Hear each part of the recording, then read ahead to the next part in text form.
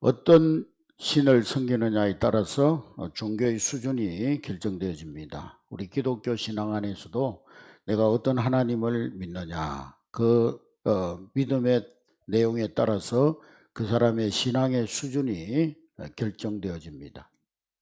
여러분들이 믿는 하나님이 얼마나 크고 위대하신 분이십니까? 여러분들이 가진 믿음은 얼마나 큰 믿음입니까? 우리 한국교회 성도들이 가장 좋아하는 성경 구절을 뽑으라 하면은 빌립보서 4장 13절 말씀에 내게 능력 주시는 자 안에서 내가 모든 것을 할 수 있느니라.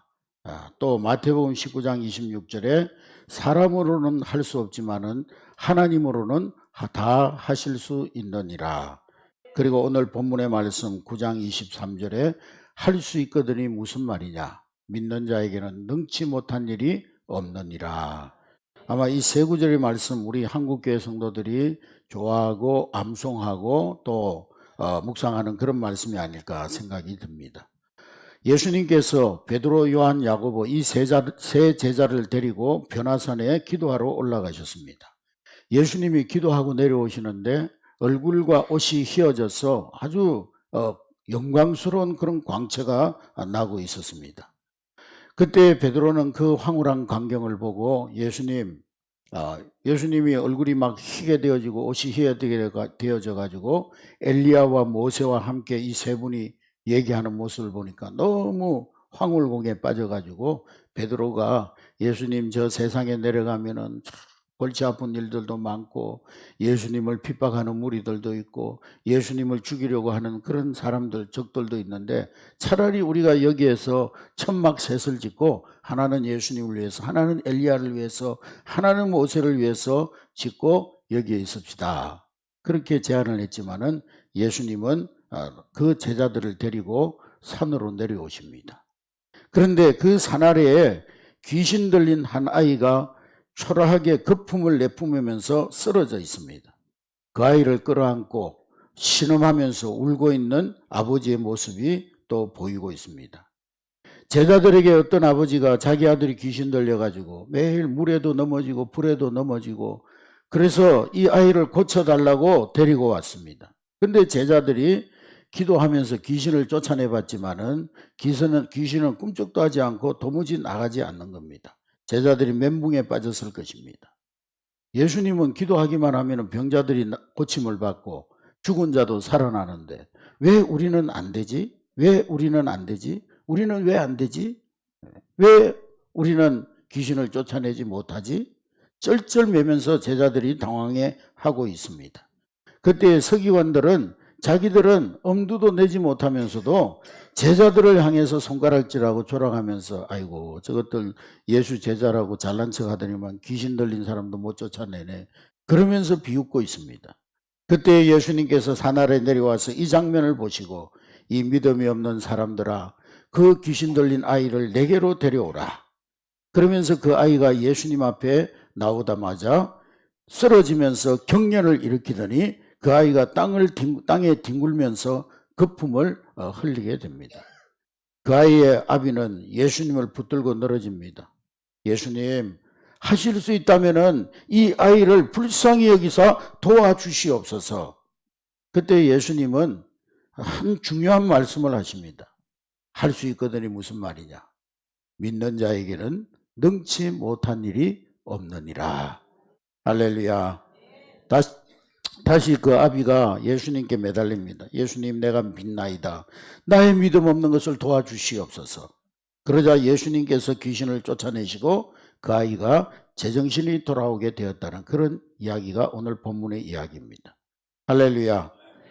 제자들은 예수님께 예수님 우리는 어찌하여 능히 이 귀신을 쫓아내지 못했습니까? 그때 예수님이 하신 말씀은 너희가 믿음이 적기 때문이다.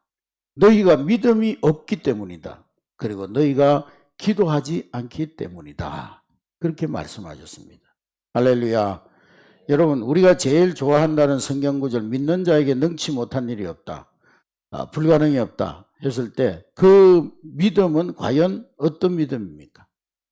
불가능이 없다는 말은요. 불신자들도 그 말을 사용합니다. 나폴레옹도 내 사전에 불가능이 없다. 그 신념을 가지고 유럽을 정복해 나갔습니다. 여러분, 북한의 김정은도 우리 조선인민당의 사전에는 불가능이 없다라고 외칩니다. 그러나 우리가 그 불가능이 없다는 말을 혼동해서는 안 되는 것입니다. 세상 사람들이 말하는 불가능이 없다, 할 수 있다, 하면 된다 하는 말과 예수 믿는 사람들이 사용하는 믿는 자에게는 능치 못한 일이 없느니라, 이 말 사이에는 분명한 차이점이 있다는 거예요.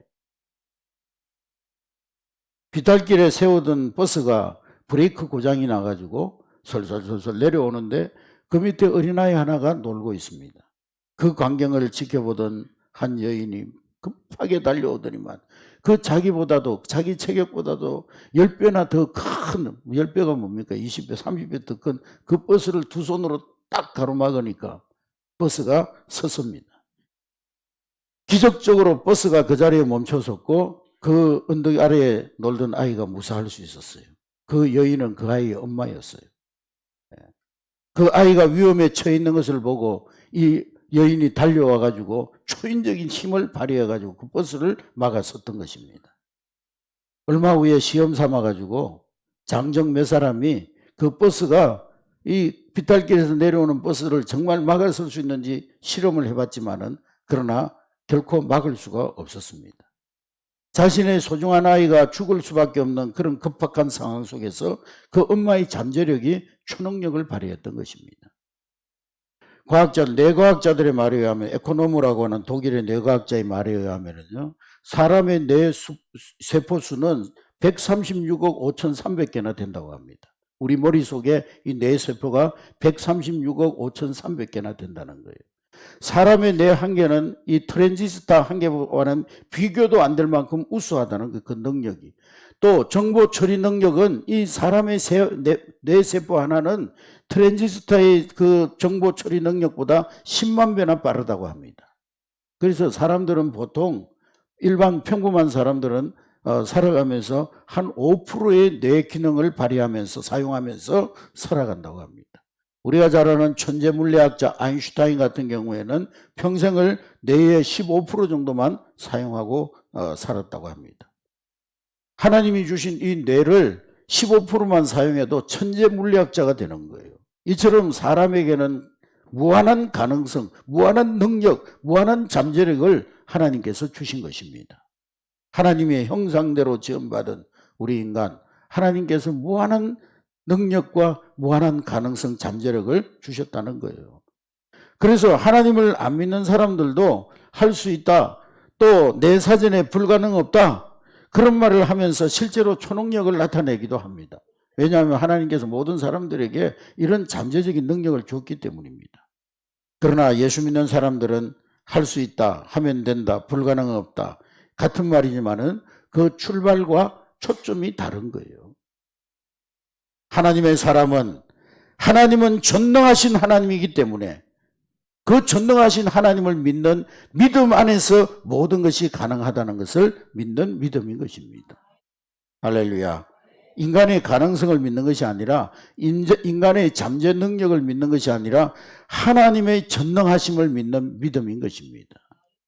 할렐루야. 여러분, 오늘 본문의 아비가 자기의 불쌍한 아이를 데리고 어디로 갔습니까? 먼저 제자들에게 데리고 갔습니다. 그랬다가 자신의 문제가 오히려 조롱거리가 되고 사람들의 비아냥거림을 받게 되어졌습니다.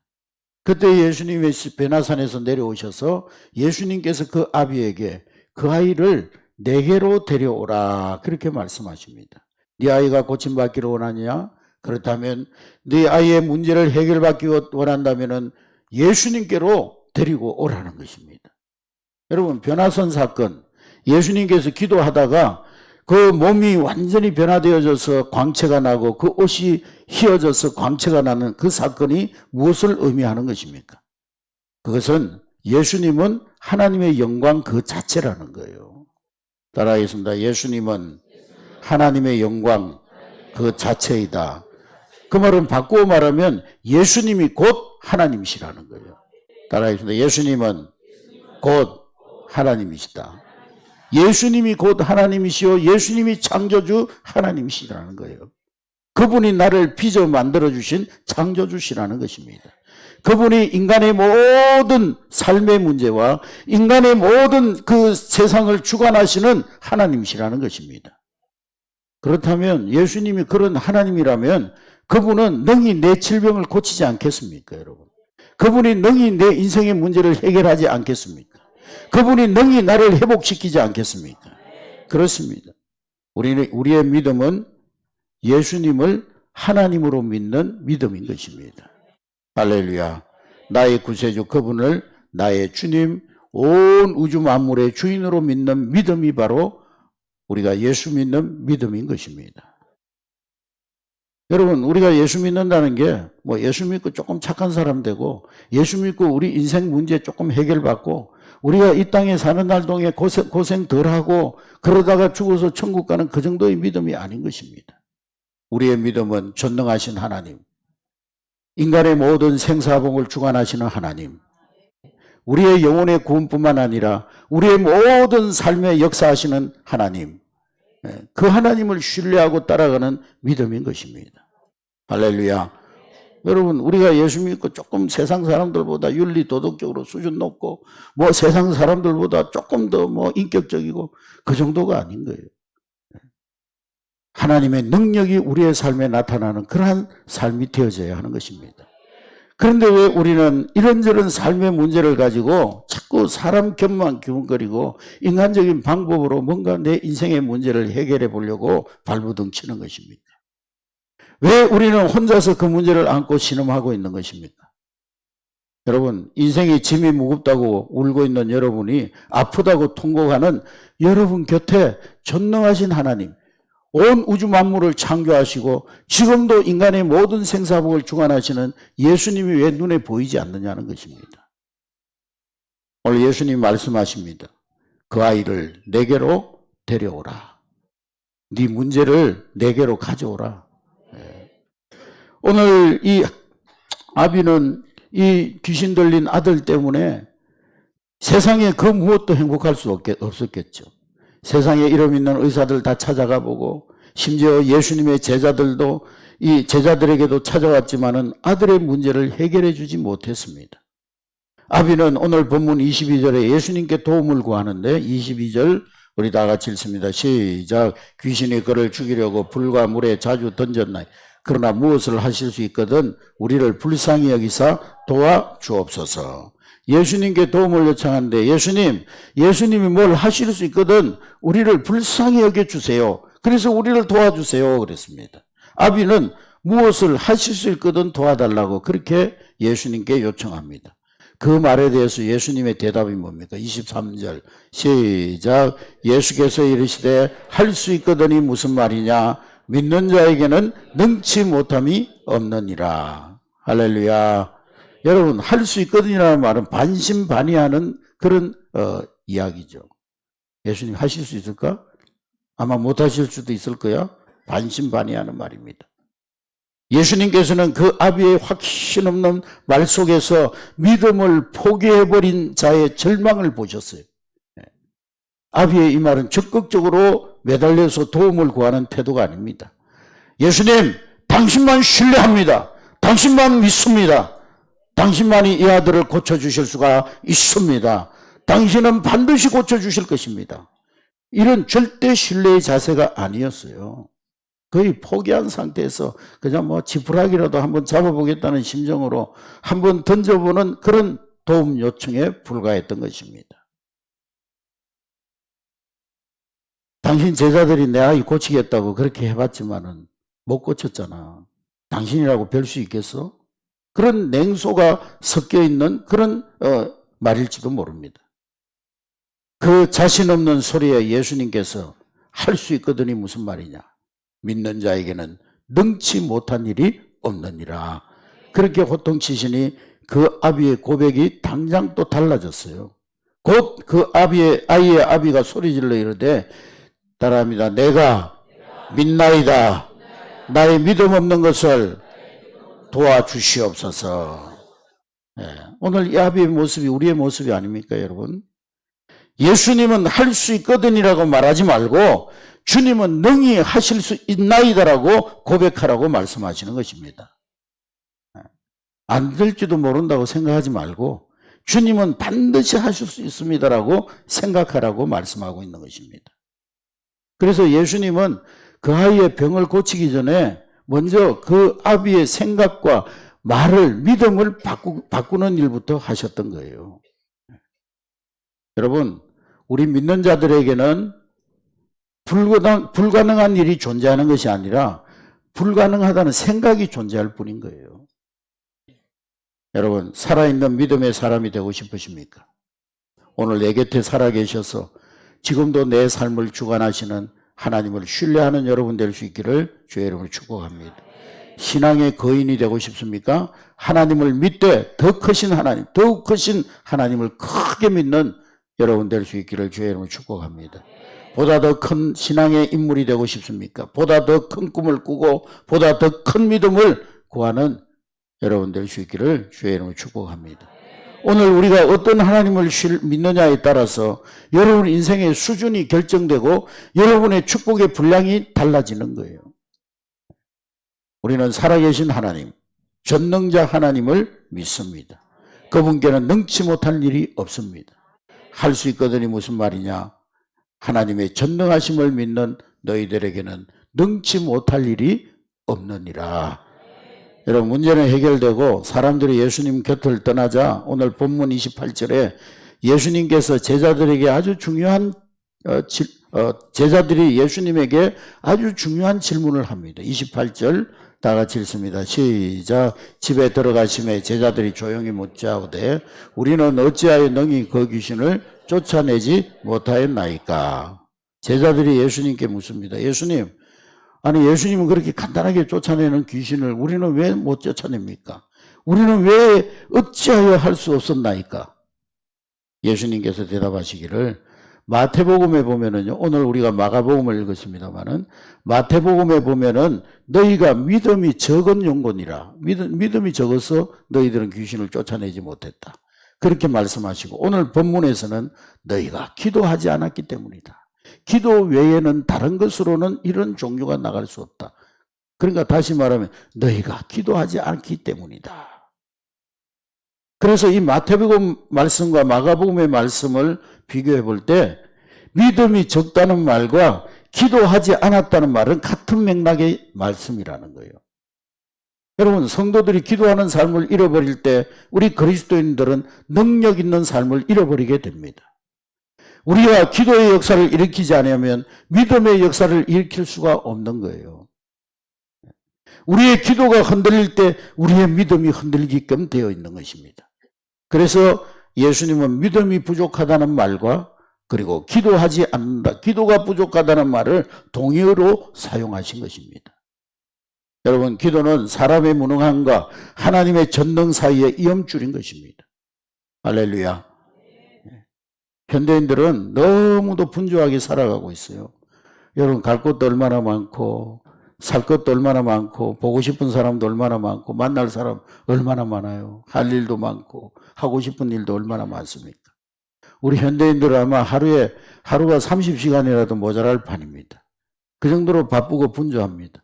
얼마나 바쁘면 게임도 바쁘다 바빠, 뭐 닭다리 잡고 삐약삐약 뭐 이런 바쁘다 바쁘다는 게임까지 나왔겠어요. 얼마나 바쁘면 그런 게임까지 만들어가지고 하겠습니까? 분주한 현대인들이 잃어버린 그 첫 번째가 기도 생활이에요. 기도하지 않고 뭔가 쫓겨 살도록 만드는 것, 그것이 우리 현대인들을 실패시키는 사단의 전략입니다. 기도하지 않으면 자연히 하나님의 도우심과 능력이 우리 성도들에게 차단되어져 버리기 때문에 사단은 우리를 실패시키기 위해서 너무 바쁘게 만들어서 기도하지 못하게 하는 거예요. 여러분, 우리는 결단해야 합니다. 내 재주로 살 건가? 아니면 하나님의 도우심으로 살 것인가? 내 힘으로 살 건가? 하나님의 권능을 힘입어 살아갈 것인가? 오늘 우리 그리스도인들이, 우리 한국교회가 능력을 잃어버리고 상실하고 무기력하게 살아가는 이유가 바로 기도 부족 때문입니다. 제자들의 실패의 원인은 기도하지 않았기 때문이라는 거예요. 그게 주님의 진단입니다. 너희들이 왜 안 되느냐? 왜 하나님 믿는다고, 전능하신 하나님 믿는다고 하면서도 기적을 체험하지 못하고 하나님 능력을 체험하지 못하고 그저 그냥 세상 사람들보다 조금 수준 높은 윤리 도덕적으로 조금 수준 높고 조금 뭐 이렇게 인격적으로 조금 더 수준 높은 삶밖에 못 사느냐? 왜 세상 사람들에게 살아계신 하나님을 보여주지 못하느냐? 기도하지 않기 때문에. 처방은 기도하는 거예요. 기도 외에는 이런 믿음, 이런 능력이 나올 수 없다는 것입니다. 왜 오늘 우리가 하나님 능력과 기적을 체험하는 은혜의 체험이 없습니까? 결론이 분명한 거예요. 기도 부족, 기도 미달, 기도 무능 때문이었어요. 기도 포기는 믿음 포기, 기적 포기입니다. 믿음의 파워는 기도의 능력을 통해서 나타나게 되는 줄로 믿으시기를 주의 이름으로 축복합니다. 오늘 마가복음 본문과 동일한 사건을 기록하고 있는 이 마태는 예수님의 마지막 결론을 놓치지 않고 우리에게 남겨주었습니다. 너희 믿음이 만일 겨자씨만한 믿음만 있어도 이 산을 명하여 저기에 옮겨오라 할지라도 옮길 것이요 또 너희가 못할 것이 없느니라. 할렐루야. 여러분 오늘 본문 사건을 단순히 귀신 쫓아내고 병 고치고 뭐 그런 사건으로만 한정해서 생각해서는 안 됩니다. 우리가 인생을 살면서 신앙생활을 하면서 부딪히는 온갖 문제의 키가 되는 메시지가 오늘 본문 말씀에 들어있는 것입니다. 우리 살아가면서 나에게 태산 같은 문제가 내 삶의 앞길을 막을 때가 있어요. 인생의 폭풍우가 갑자기 몰아칠 때가 있습니다. 인생의 커다란 장애물이 가로막힐 때가 있습니다. 내가 내 개인의 어떠한 자원으로서도 넘을 수 없고 해결할 수 없는 인생의 난제가 우리를 가로막을 때가 있습니다. 그때마다 우리는 믿음의 능력, 기도의 능력을 회복해야 하는 것입니다. 할렐루야. 예수님을 믿으시기 바랍니다. 교회만 다니지 말고 예수 믿는 여러분 되시기 바랍니다. 종교생활만 하지 말고 예수 믿는 여러분들이 되시기 바랍니다. 예수 안에서 모든 것이 가능하다. 그분의 능력을 믿으시기 바랍니다. 그분의 이름으로 기도하면 능치 못함이 없다. 기도의 힘을 믿는 저와 여러분 될 수 있기를 주의 이름으로 축복합니다. 내일부터 새벽기도 나오라 그 말이 아니에요. 매일의 삶 속에서 하나님과 영적으로 친밀한 관계 속에 살아가면서 하나님 앞에 하나님과 영적으로 교통하는 그런 삶을 살아가라는 거예요. 어떤 집사님은 새벽기도 나오면 하루 종일 막 머리가 빙빙 돌아가지고 생활을 못한다고 그런 분들은 낮에라도 기도하면 되는 거예요. 우리 농경사회 때는요 새벽에 막 나와가지고 기도하고 그리고 막 이제 논으로 밭으로 나와가지고 열심히 농사 지으려고 새벽기도 열심히 했습니다만 오늘 같은 산업시대는 전부 사람들이 생활의 패턴이 이렇게 이제 저녁 패턴으로 돌아가기 때문에 새벽에 기도하지 못하는 분들은 낮에라도 하나님 앞에 기도하는 거예요. 할렐루야. 여러분들의 형편과 사정에 맞게 기도하는 거예요. 기도하는 것이 중요하지. 뭐 어떤 장소에서 할 거냐, 어떤 모습을 할 거냐, 그것도 중요하지만 기도하는 하나님과의 영적인 관계가 중요한 거예요. 따라하겠습니다. 할 수 있거든이 무슨 말이냐? 믿는 자에게는 능치 못함이 없느니라. 할렐루야.